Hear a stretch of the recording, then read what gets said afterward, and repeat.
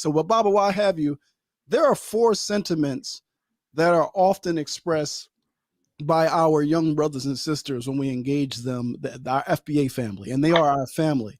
And when they express them, what they'll say is, well, like Baba James, he aligns with us. But I want to share these four sentiments with you, and I can do it one at a time, or I can give you all four. And I want you to be able to just respond. All four, and I can respond, because if I'm late for my sister's birthday, she's gonna kill me. Gotcha. All right, so I give you all four. I'll give you all four. So these are four of the most common, like, anti-African sentiments we hear being expressed by some of our brothers and sisters. The first one is, Black people in America are not African and have no connection to Africa. We're Native Black Americans. That's one. The second one is, Black people in America may be genetically African, but so is the entire planet. Everybody on Earth is African. That's two. The third one is, African people on the continent don't refer to themselves as Africans. We're the only ones who call ourselves Africans. That's three. And the fourth one is, Black Americans are the only ones who practice Pan-Africanism. Those are the four most common kind of like retorts that we hear. And they always say, well, Baba James Smalls agrees with us. Like, well, Baba James Smalls is going to tell him I don't agree to none of that shit I just heard, because none of it makes sense. And it alludes to the ignorance of not knowing your history. You know, it alludes to the fact that you don't realize that Kwame Nkrumah, Jomo Kenyatta, Nyeri were all at the Pan-African Conference in Manchester. And when they all walked away from that conference, they led some of the most fierce revolutions on the continent of Africa based on Pan-Africanism. That we got defeated in many sectors by the enemy at the ideological level. We won at the physical base ground level. We got our land back. We got political independence back. We're still fighting for economic, cultural, and intellectual independence from these people.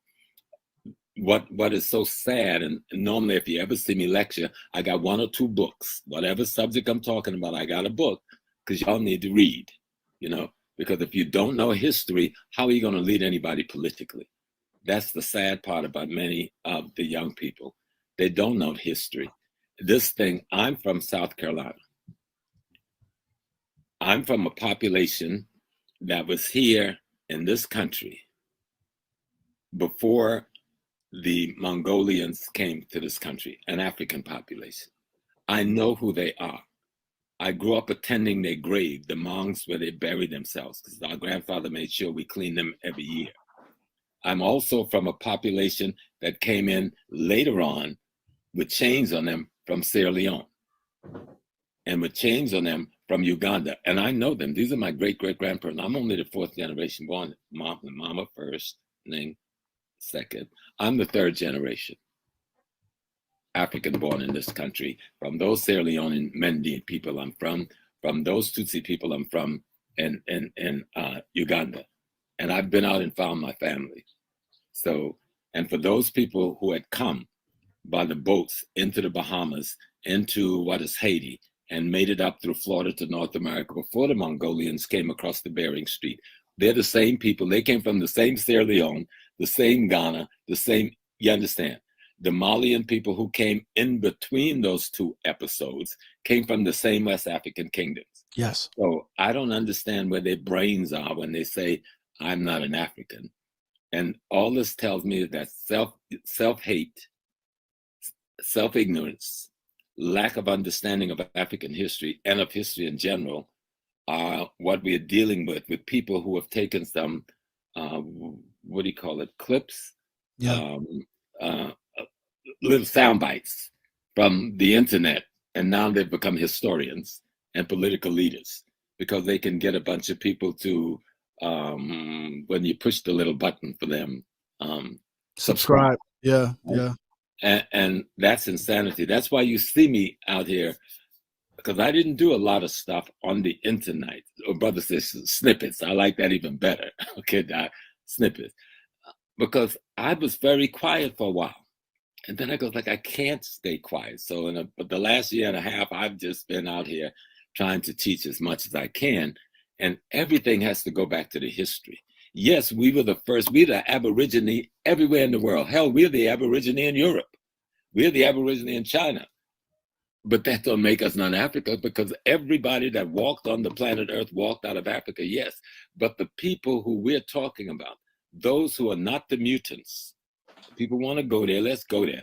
You're going to tell me that something got trapped in the ice, mutated, and then decide to declare war on nature, on God itself. And the war is against me and you, the African, because they see us as the epitome of the authenticity of the divinity itself. We got to know what we're really up against. Mm-hmm. They don't have a clue, most of the young people who are using these labels, partially because they feel hurt and rejected by their own people who feel hurt and rejected by them. You, the brothers and sisters who come from the continent of Africa, they look at, but we have not reached out to help them. We have no welcoming wagon for them.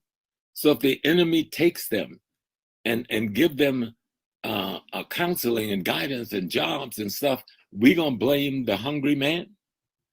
Or should we blame ourselves because we weren't the one there that said, welcome, brothers and sisters. Here's how we're going to get you a job. Here's how we're going to find you a place to live. Here's how we're going to help you get your children in school. Here's how we're going to get you on your feet and get started. Well, we left that to the enemy. And now we mad with our brothers and sisters because they didn't stay there and died and starved to death. No, we have to get our brains straight. We have to understand what being an African means, you know. The melanin is essential to our Africanization because we are the universe itself, yes. But being an African means the thing we describe as God, that's what being an African means. Mm. That thing we call the divinity, that's the character of the African itself. That's our culture. And people are afraid because that means you got to change your little black behind into something better than what the white man has created you to be. You're going to give me the white slop and then give it a name like Foundation of Black America. Don't label me with slop. Now, if you use that because you're trying to find an identity, I'll help you with that. Because you deserve to have your own identity like everybody. Yes. But don't bring the same white slop along saying you're anti-African, you are not African, you're not from Africa. That's the white slop that they've been trying to push in our brain from day one. Throw that slop out. Empty and wash your bucket and let us bring some real black stuff up in there. Let's talk about Mount Delaney. Let's talk about Booker Washington. Let's talk about Ida B. Wells. Let's talk about Harriet Tubman. Let's talk about Sojourner Truth. Go back in our history.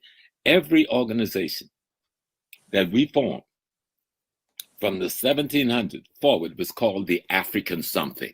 Every damn one. Prince Hall. African Masons. Free African Lodge, 1749 or someplace up there. Richard Allen, Absalom Jones, the African Methodist Episcopal Zion Church, the African Methodist Church, the Black Baptist Movement, the African Baptist Church. This is all back in the 1700s, okay? By the time we hit the 1792, Malcolm didn't invite the Afro-American nothing. In 1892, a group of Black women out of Rochester, New York, formed the Afro-American League, headed by T. Thomas Fortune. Okay, we had the United African Societies. This is all in the 1800s. So they need to study some history. Yeah. We never stop identifying ourselves as African. Not one moment, not one day, not 1 hour. You know, and so I understand the hurt that some of them feel, but a lot of this hurt is out of the ignorance. Our brothers and sisters from the continent is being murdered and killed by the same cat on Wall Street that's murdering and killing us. Yes. They're just doing it long distance or got some surrogates. They have impoverished them just as they have impoverished us. All the Europeans and others stepping off of a boat every day as immigrants, you got no issue with them, but you got an issue with your brother and sister who's trying to survive and come and wake and make a little bit of money and send back home to keep his mama medical bills paid and to send his little brother and sister to school somewhere. Yes, there's a problem. He doesn't know you and you don't know him. So then that should be what our work should be about. Yeah. And about to reach out to one another, grab each other, figure out how to educate one another, you know, and we can criticize each other, but let the criticism be about love and unity, not the criticism be about destruction and death of our own people. Yeah, they're not here to usurp us. They're not this notion that everything that happens bad in Black America is a non-FBA person doing, or they're here to steal resources. And crap. I always tell folks, who was selling the dope down on the corner? Who was the hip hopper with the pants up the behind? Who was Jack? Listen, I have not, and let me tell my brothers something so they get it real clear. No disrespect, my sister, because you standing here, right? But 95% of our black women is molested and raped by black men right here in African America before they're 15 friggin' years old. So you got some shit to deal with. And so you better deal with looking in the mirror and see what you're calling a black man as a white man in blackface. Now, if you want to get to being a black man, you got to study the history of your African self. And you got to look at the work of those who have gone before you. And you can't belittle Fannie Lou Hamer by just calling her name and not seeing the work that Fannie Lou Hamer was doing. You can't talk about Malcolm X and not seeing the transformation that Malcolm went through. The point of Malcolm's life was to say, I brought myself through knowledge of self from the garbage can and the trash of white supremacy to an African man. The last name he took for himself is Omowale, the child who returned home. Yes, sir. Not Malik. Okay? So we need to study history. And let me be clear, my FDA brothers and sisters, I love them. I am not going to abandon them. I am going to teach them. And I am going to work to get them to see. Because the ones I've met, these are not young people who hate Africa. They just don't friggin' know. They don't know what they don't know. When I spoke in DC and I talked about I'm an African, I'm an American, I named all the labels we can use, but at the end of that label, I'm an African. They cheered. It's just that nobody's explaining it to them. Nobody's showing them how to link it up. Baba, let me make, because those in the leadership don't know how to do it. Well, a part of that is that there's this plausible deniability. They're saying that there is no leadership, and I think that's they don't understand what influence is. A leadership is someone who can influence your thoughts, and that then influence your actions. And there is someone influencing their thoughts and their actions, but he's saying that he's not their leader. But Baba, really quick, because I want all. And they since then, I think Best Western has taken over the hotel. And I went there last year to see if they still had that mural I saw 20, 30 something years ago. And they said they have it, but it's downstairs, that they didn't destroy it. They took that wall down, put it downstairs. But it was this mural in Africa, a hotel built by Kwame Nkrumah, showing Africans trading with Africans in North America pre-Columbus. So we over here seem to be the only one that just got the 411 on the blacks going on in North America. Yes, indeed. Yes, indeed. So now, recently, there was you were on a broadcast on a YouTube stream, and there was a dude who's kind of known in our circles as being a troll, and he gave you some real. He basically lied to you and gave you some misinformation about some of the stuff that we've said, and then tried to use you against me, and some of these other trolls tried to use your words against me. How do you feel about that, sir? Right. Well, part of it is the young man, Omowale, called me yesterday. And his position, he says, I wasn't the one putting that out there like that. And I said, what do you mean? I said because, I couldn't find him. I had the name wrong. Yeah. And when I found the name in my phone, he called me just as I found the name. And he says, listen, because I did this little piece, I was trying to get it right on Twitter, calling people out for doing that, because I'm saying, wait a minute, that was not what really happened. Right. Now, he did raise these things about foundational Black American. And I go like, these are my children, I think is the term I use, and I love them. You got to understand it. If I think my children have any issues, I'm going to argue with them to get the issues right. Right? If they made any statements wrong, then I'm not going to stab them in the back or talk to them about behind their back. I tell them my love for you, our relationship, and so forth. And whenever I have any issues, I talk to you about it. Sometimes you be quiet, sometimes you take me on, but we've never had a negative. Right, of course. You and I. Of course. And you know the things I disagree on, and they ain't really big things. That's the issue. Well, then I really argue with you about one thing, the N-word, right? Yeah. And sometimes I think you lose your temper a little bit too much on some of these Negroes who don't deserve you putting that energy on. And those have been our two issues. Yeah. And we deal with this going back. And I remember when you were having an issue, but I think we won't even call his name, but a little brother out there. Yeah. And I call you and I talk to you about it, and you squashed that. Yeah. There was an issue with some sister who was coming after you about some stuff. I called you. This is a couple of years ago. You squashed that. They didn't squash it, but you did. Yeah. So I have to let people understand and be clear, because I got some crazy calls from all over the world. When I was coming to Washington, you're not going there. And I look, wait a minute, I had to do almost had to do a Tariq Nasheed. I had to go off on some folks. Who the hell are you to tell me where I go, who I speak with, and why? Now, if you call me and say, Brother Small, I heard something about Tariq, is that right? I would have told you, no, that ain't right. You've been misinformed. And so when I did the show with the young people, because they'd call me, and I do a lot of shows with young people call me, and most of the times I don't know who they are beforehand, and a lot of times it's the first time. And some have played me out of pocket, because they just want to say I got Professor Small on there, and blah, blah, blah, blah, blah. Right. And on this show, when the issue came up, and I told them, when I want to speak to you and make a criticism, I do it to your face. I'm not a backstabber, I'm going to tell you, and I'll say right out in the public that I own it. That's how men do. Right. That's how men be. And then we had what I thought was a decent discussion with me explaining what Pan-Africanism is, explaining what Foundation of Black American is, and telling them I'm both. Because for me, Pan-Africanism is how we unite the Black people all over the world to be one force. Right. Now, we can call it Pan anything we want to, but all the Pan means is unity, nothing else. And that Foundation of Black American, that we have a right to identify ourselves in the same way any other ethnic group. And I think I used the Jamaican community. They don't call themselves African, they call themselves Jamaicans. Right, absolutely. The people from Haiti don't say I'm African, they say I'm Haitian. And we find no contradiction with that. We're the only group in North America that use the term African to describe ourselves. And I always appreciated that word African American, because African, when we left there, the Berlin Conference hadn't happened yet. And the place hadn't been chopped up into all of these names yet.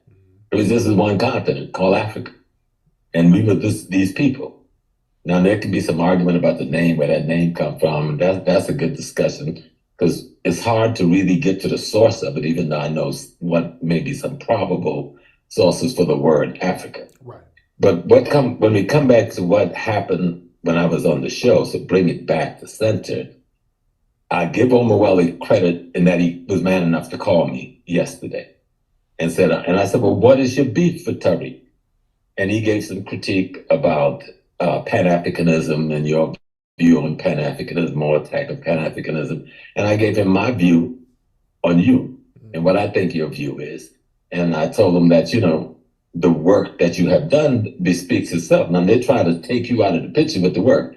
They said he used them other historians. No, even if that's all you did, right?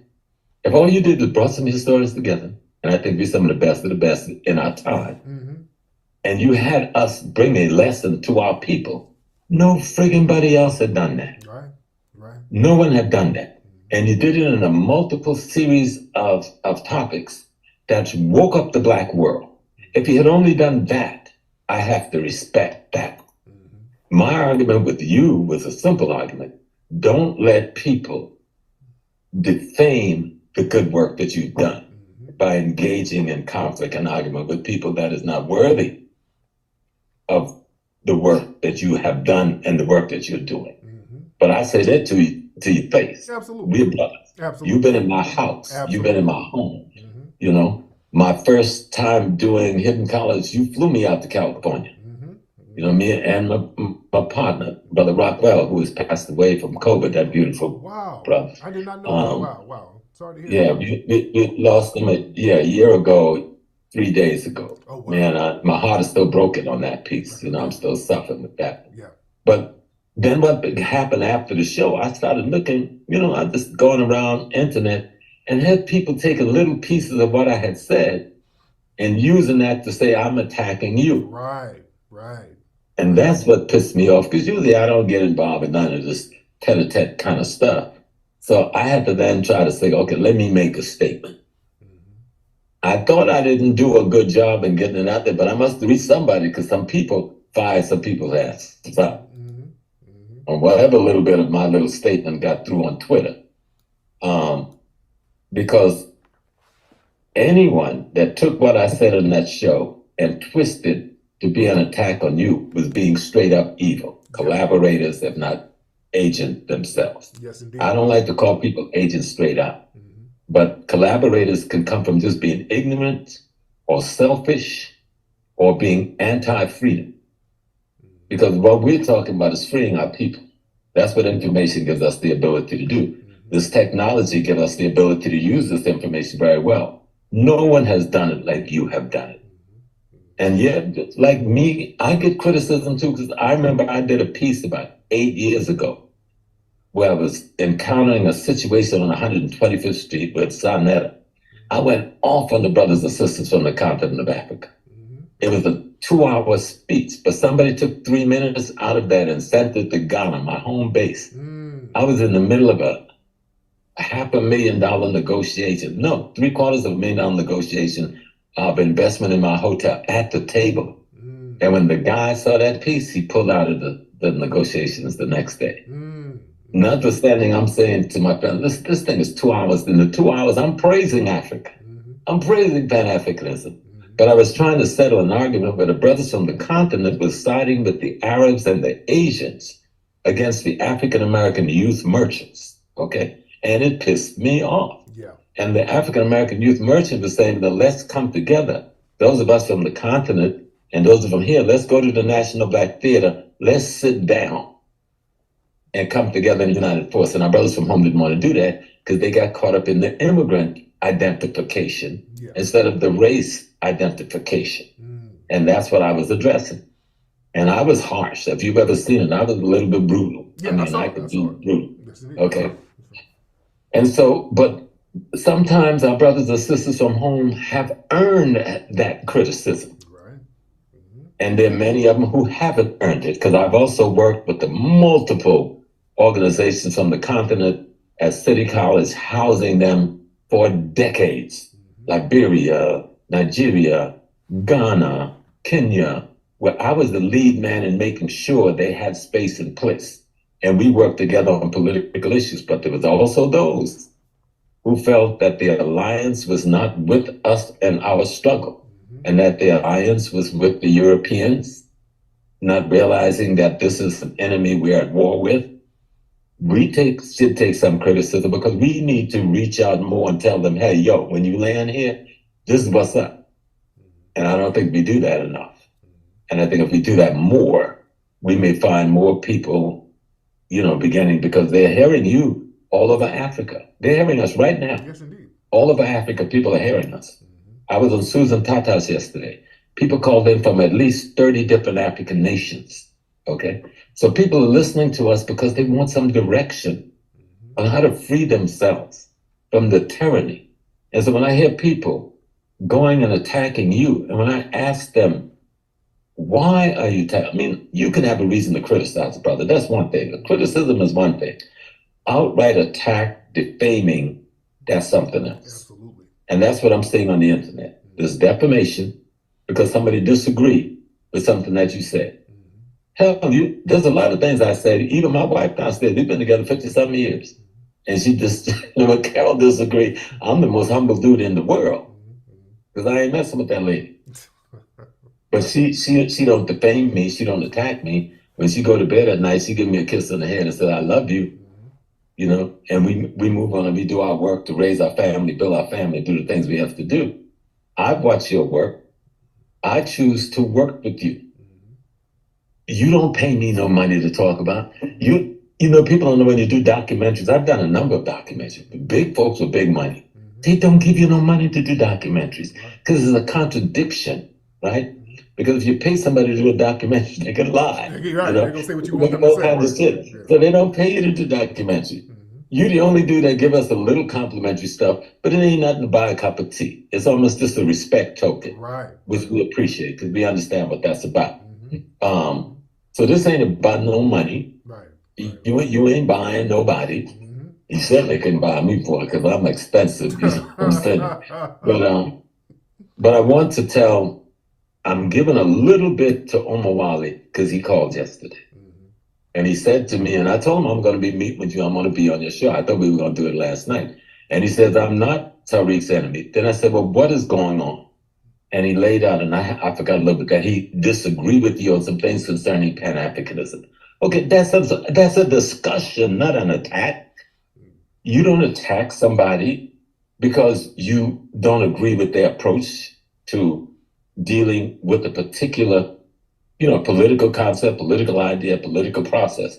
Because many of the brothers and sisters who call themselves Pan-Africanism don't have a freaking clue what Pan-Africanism historically is about. Right. And what they're running with is quasi-nationalist ideology, not even based on history, on how to formulate a revolutionary process for Black people. And that first part of formulating that process is you must be informed and instructed by your history and your culture. You've done that very well. Yes, sir. And the attack on you, I have to look at sometimes sideways and say, wait a minute.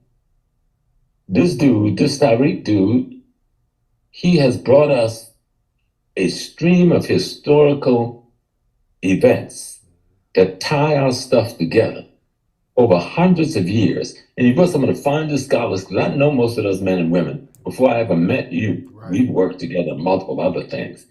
And I know these are good people. And I know these aren't people who are out there trying to ego, because we've been out here, some of us 50, 60 years. We ain't egoing. We just having fun teaching Black folks. I'm just glad God has let me live long enough I can even have a conversation with a young man like you.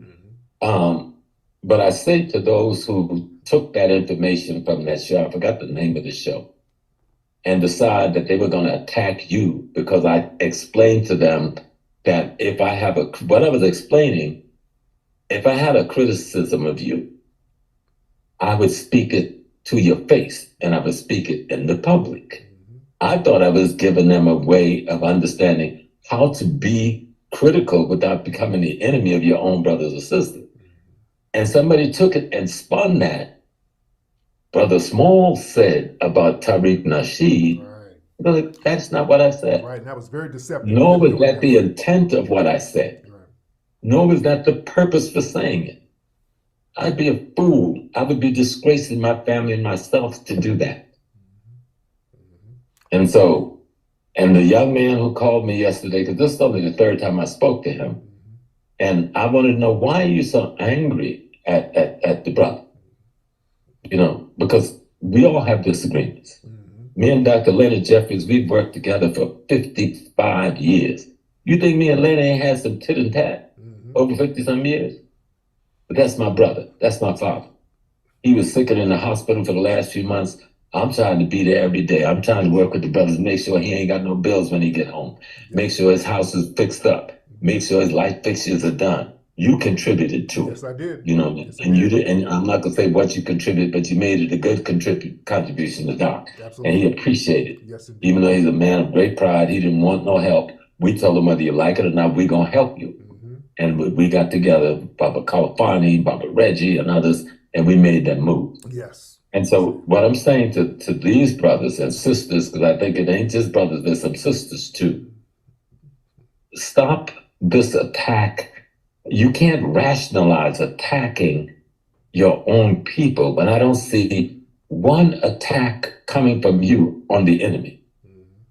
I don't see any documents you're doing where you're attacking, identifying and attacking the enemy, or you're informing the people of who the enemy is.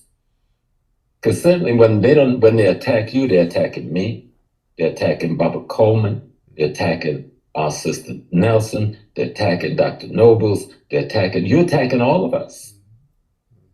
Because we've all been a part in multiple parts of the exercise you've been involved in instructing and teaching our people.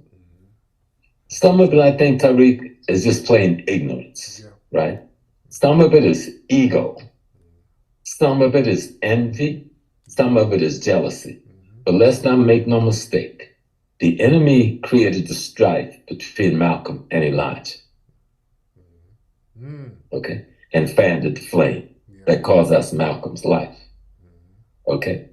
The brothers and sisters who was in there shooting their mouth off didn't realize they were carrying out the instructions of the enemy without even knowing it.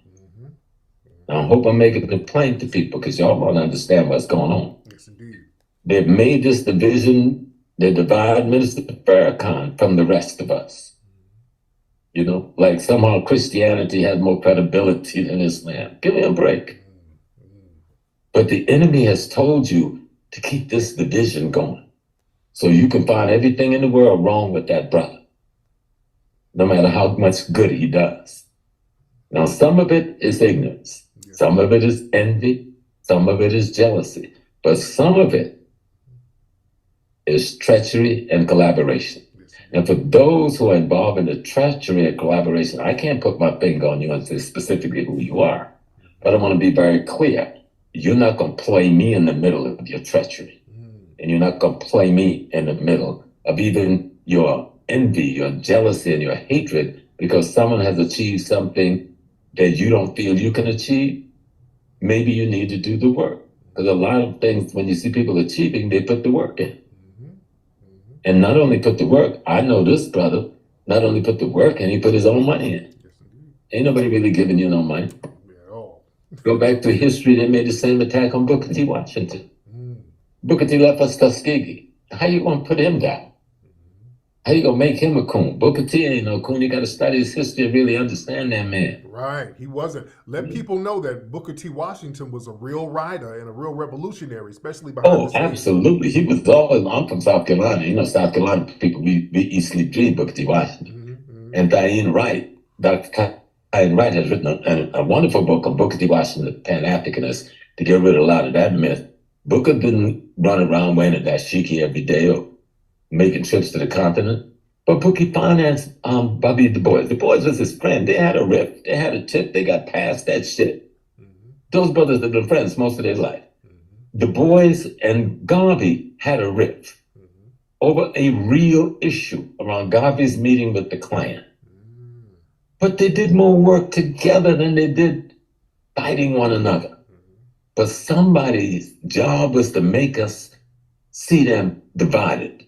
And then we get caught in these divides. And they're doing the same. I see the same thing with you. I'm trying to listen for a logical reason why you've been put under attack. I have not seen one. Right. I mean, the only thing, you cuss sometimes. Yeah. You know what I'm saying? And you use that N-word, which I'll tell you right here in front of the whole words. Stop using it. Now, I didn't agree with that discussion on the so-called N-word, right? But since our people made that a consensus among them, I said, okay, I'm gonna respect. Y'all took that position that we don't use it, then I won't use it. But I thought I had different views on it because of how white folks arrive at it in their ignorance, couldn't even pronounce negrito, so they came up with another pronunciation. No matter what we were called, they hated us because they wanted what we had. And they set out to take it. But back to this division that people are trying to cause in the Black community. The division, they said you weren't going to open the museum. They said you had stole the money. They said all that stuff I've heard on the internet in different spaces. You used the people and you took their money and you never had any intentions of ever opening a museum. In the meantime, your museum was almost open when they were saying these things. You were almost completed your work. And I hope that it has flown in their faces that they see that there is a museum and it's a real museum. And how extraordinary it is to try to build a museum. Because I've been working with some brothers from the continent for the last decade. We're trying to build a piece down there in Winneba, and we still just barely getting off the ground because that's no easy task. You know. So, but I want to come back to my brothers and sisters who watch us, not the ones who've been spreading the discord, because they will be dealt with by the people, because when you pull the cover off them, the people gonna see who they are. Right. I said I give that other little brother, I know he's been harsh on you and abusive, and he man up to it, right? In the conversation we had yesterday. But I tell him he need to recheck why you feel so harsh. You know, because a lot of times we get caught up in these little false ideological realities. And when we look at ourselves in the mirror, we're not even doing the thing we're accusing the other person of doing, not doing. Go do your work. Stop fighting each other. Stop attacking the men and women who are trying to do good work. If you have a disagreement with them, pick up the telephone. The brother, can we talk? Have that conversation. All right? But just using social media as a way to create fratricide in our community. That's making the FBI and the CIA happy. COINTELPRO ain't got to do no work because we're doing it for them. And it needs to stop. Yes, indeed. Yes, indeed. It needs to stop. Absolutely. So we can get more work done. Absolutely. Every day you wake up. I woke up this morning with a call from my cousin from Philly. And he's crying. What's the matter, Chris? He said, my brother was executed. So I'm thinking, damn, did I have a family member in the penitentiary and I didn't know about it? No, he wasn't executed that way. He took 8 bullets this morning at 4 a.m. in the morning from somebody in the community, you know? Wow. So I'm dealing with that all day, you know? I'm dealing with my other little sister up in Buffalo, one of my ears. About a month ago, there was a fire and her sister, and I performed this child's wedding, right? Her sister was a fire where 5 of her children died. Wow. And she was giving her sister the last rites last night. I mean, so I have to deal with counseling my people on these things. And I'm listening to these egoists, these envious, jealous behaving people. If you got a beef with me, my telephone number's on the internet. Call me. I put it out there. Don't get on the line and say, Brother Small said this, Brother Small said that, and you've misused my words. You've misused my statement. I was trying to make a point on how we can criticize each other without attacking each other. And y'all flipped exactly what I said. They're just the opposite of what I said. Yeah, yeah. Just the opposite of what I said. Yes, indeed. Well, brother, I'm glad. Malcolm, I know I'm going to leave you. See, I'm actually on another program, right? Okay. When you call me, I told the brothers I left your body and I'm in Houston and told them I'm coming to you and I'm coming back. Yeah. But I want to make it clear to everybody. 1, do not use me, because if you think Tariq could be hard, you really don't want to see me go hard. I've come today like the father, right? With the gentleness, asking y'all to cease and desist. If you really have a real beef and you're really about liberation and you're really true Pan-Africanist, then sit down and write a letter to the brother or make a phone call to the brother. And if you don't feel your element is cool enough to do that, call me and say, Baba, could you call Brother Tariq? We want to have a palaver, okay? I have some differences, but we don't want to put that out in the public. That's what liberators do. That's what freedom fighters do. That's what people who love their race do. And that's what we should do. Absolutely. So don't try to misuse my name. Not just for Tariq, don't misuse my name in any way in the childish conflicts that some of you create so you can get your Cash App hit up. Let's tell the truth about some of that too, all right? Real talk. So you can get some hits up on your Cash App and your, what's the other thing? Your PayPal. Yeah. So you create these false controversies and people run to try to see if the controversy is true and you make money off of that and then tell me you're a political commentator. I'm not accusing anybody of doing that, but I see that. Yes, indeed. And I see people doing that. And I'm hoping this is not that. And Omar Wali, I'm going to give you the credit because you were man enough to call me yesterday like a man. And you said, Small, I'm not the one chopping it up making that move. So others are doing that with the material that you and I did. I'm going to take your word as your word. Because I think it was Kal-El Gibran said you believe the truth teller and the liar too. And let God handle the rest. Yeah. He ain't off the hook. He ain't off the hook with us because he was deliberately being slick. No. He knew what he was doing. So we know that guy. We've seen the little stuff he does behind the scenes, but that's something else. I understand where you're coming from. I understand where you're coming from, brother. Brother, what you have made your footstep in the Black community. You have made an imprint. Don't let people throw you off your game. Yes, indeed. Then the other one is with this brother you had conflict with, I got to say, because we here talking in front of the museum. Yeah. We don't know who sent people to throw you off your game, to get you entrapped into shit. That's going to cost you financially and otherwise. Right. All right? Some of this stuff you can let other people handle, you know? And you got to know when you put yourself in a certain position in leadership, you got to also give up certain freedoms. To respond in a certain way, just as an elder, because I've been through it, and I've been in the mud, and I've been to the, I can't say on this day. I mean, I've had the COINTELPRO in my bedroom, brother. So I could tell you before I woke up, all right? So I know how it can be. Yeah. I've had them walk beside me as the best brothers I've ever had. baddest dudes you've ever known, best martial artists in the world. And then get the shock, I'm walking with the man. All right? Yeah. So all these things I've seen. That's why you got to be skeptical about behavior. And if people want us to respect their behavior, then conduct yourself like African men and women. And with the technology we have today, there's no excuse why we can't reach each other rather than attacking each other, creating this rift between our peoples that don't exist except that you put it there. Right. And the enemy is just there with his band having fun, fanning the flames. Remember, those flames got Malcolm X killed. Yes, indeed. You know, it probably got Khalid Muhammad killed. Okay?